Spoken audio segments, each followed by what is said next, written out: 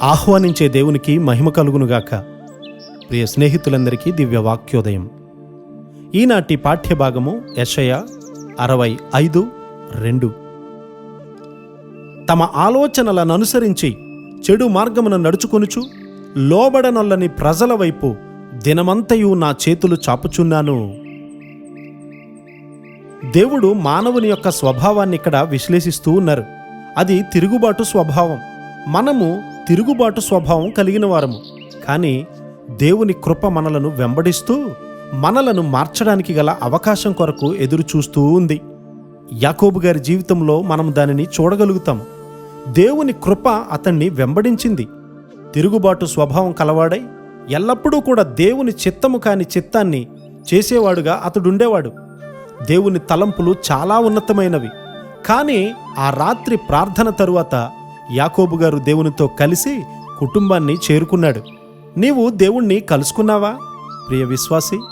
సంసోను గారి తల్లి దేవదూతను కలుసుకుంది. ఆమె వచ్చి ఆ విషయాన్ని భర్తతో చెప్పింది. వారి తలంపులు ఉన్నతమైన స్థితిలోనికి లేవడం ప్రారంభమైంది. నీవు నీ భార్య కలిసి ప్రతిదినము కూడా ప్రార్థన చేస్తే ఒకానొక దినానికి దేవుని తలంపుల్నే మీరు ప్రార్థిస్తారు. నేను నా భార్యతో కలిసి ప్రార్థిస్తూ ఉన్నప్పుడు మేము దేవుని తలంపుల ప్రవాహంలో ఈదుతూ ఉన్నట్టుంటుంది. ఇది ఎంత గొప్ప ఆశీర్వాదం!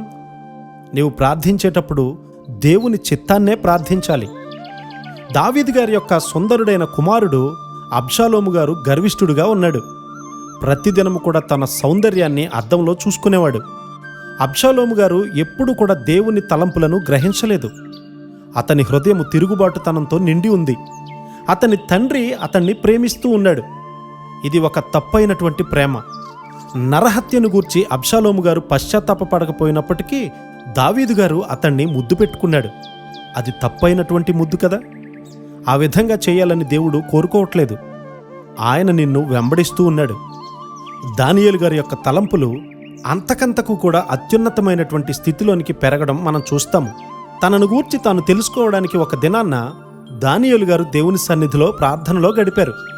ఆయన దేవునితో సరిగ్గా ఉన్నాడు. ఒక దూత వచ్చి అతనితో నీవు బహుప్రియుడవు అని చెప్పాడు.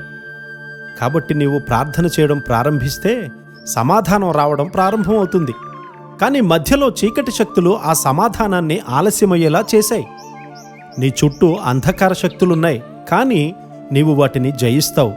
నీలో ఉన్నటువంటి తిరుగుబాటు స్వభావం చనిపోయి నీ తలంపులు దేవుని తలంపులు ఒకటవుతాయి. అబ్రహాము గారి జీవితంలో కూడా అలాగే జరిగింది. తన కుమారుణ్ణివ్వమని దేవుడు అడిగినప్పుడు ఎలాంటి ఎదిరింపు గాని తిరుగుబాటు గాని అక్కడ లేదు. ఆ మెట్టుకు మానవుని యొక్క స్వభావం చేరుకున్నప్పుడు లోకమంతా సంతోషించునుగాక. ఆమెన్.